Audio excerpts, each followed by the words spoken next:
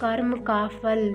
हर दिन एक भिखारी दरवाजे के पास आकर भीख मांगता था और घर का मालिक हमेशा घर के बाहर आते ही उसे देखकर फिर जाया करता। कई बार उसके लिए गालियां भी बकता।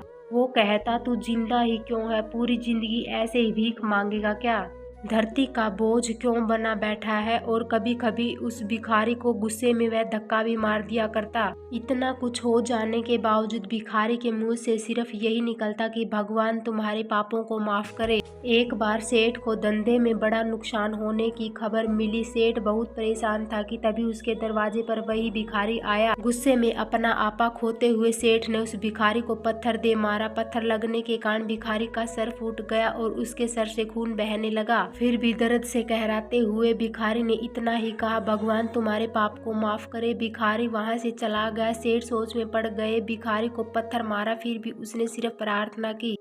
सेठ का गुस्सा शांत हुआ, सेठ का मन शांत हुआ। भिखारी का रहस्य जानने के लिए सेठ ने भिखारी का पीछा करना शुरू कर दिया। भिखारी जहाँ जहाँ जाता सेठ उसके पीछे जाता। सेठ ने देखा कि कोई उसको खाना देता, कोई उसको मारता, कोई अपमानित करता तो कोई गाली देता।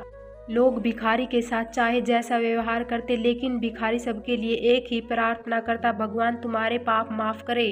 अब रात होने को आई थी। भिखारी अपने घर जाने के लिए लौटा। वो अपने घर पहुंच गया, लेकिन सेठ सब अब भी उसका पीछा कर ही रहा था। एक पुरानी टूटी हुई खटिया पर एक बूढ़ी औरत लेटी हुई थी, काफी कमजोर और बीमार लग रही थी। वह भिखारी की पत्नी थी। अपने पति को वापस आता देख वह खाट से उठ गई हुई। पत्नी ने अपने पति के भीख वाले कटोरे में देखा, उसमें सिर्फ आधी बासी रोटी थी। उसे देखकर वह बोली, आज बस इतना ही मिला, और हाँ, आपके सिर से खून निकल रहा है, यह चोट कैसे लगी। बूढ़ा भिखारी बोला, आज बस इतना ही मिला, किसी ने कुछ दिया ही नहीं। सब ने गालियां दी और एक ने पत्थर फेंका, इसलिए मेरा सर फूट गया। एक गहरी ठंडी सांस लेकर बूढ़ा भिखारी फिर से बोला, यह मेरे ही पापों का फल है। तुम्हें याद है कुछ सालों पहले हमें कितने अमीर थे, क्या कुछ नहीं था हमारे पास। हमारे पास हर चीज जरूरत से ज्यादा थी, लेकिन हमने कभी दान नहीं किया, और उससे भी बुरा हमने उस अंधे भिखारी के साथ किया जो हमारे द्वार पर भीख मांगने आया करता था। बूढ़ी पत्नी की आंखों में आंसू आ गए। वह बोली, हाँ, हम उस बेचारे अंधे के साथ बहुत बुरा करते थे, उसका अपमान करते थे, उसे खाने के लिए रोटी की जगह कागज दिया करते थे, मजाक उड़ाया करते थे और कभी कभी मारा भी करते थे।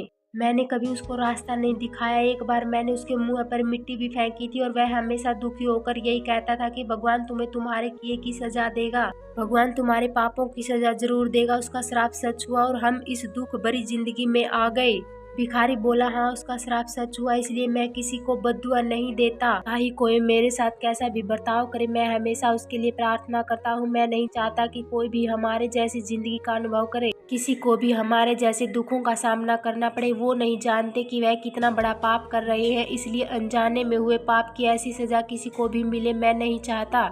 सेठ वहीं पर छुपकर यह सारी बातें सुन रहा था। अब उसे सब कुछ समझ में आ गया था। भिखारी और उसकी पत्नी ने वह आधी रोटी मिल बांट कर खाए और भगवान को धन्यवाद बोलकर सो गए। अगले दिन वही भिखारी फिर से भीख मांगने सेठ के घर जाता। सेठ ने पहले से गर्म रोटियां उसके लिए निकाल कर रखी थी और उसे देते हुए सेठ विनम्रता से बोला, माफ कर दीजिए बाबा, मुझसे बहुत बड़ी गलती हो गई। बूढ़ा भिखारी बोला, भगवान तेरा भला करे। इतना कहकर वह आगे निकल गया। यह कहानी हमें सिखाती है कि आदमी चाहे किसी के बारे में बुरा कहे या भला कहे, लेकिन भगवान सिर्फ कर्म के हिसाब से उसको फल देता है। क्या हुआ अगर भगवान नहीं दिखता, लेकिन यह बात बिल्कुल सच है, उसके खाते में सबका हिसाब बहुत पक्का होता है। इसलिए जब किसी के लिए कुछ भी करो तो अच्छा ही करो। वीडियो अच्छी लगी तो कृपया लाइक और चैनल को सब्सक्राइब जरूर करें।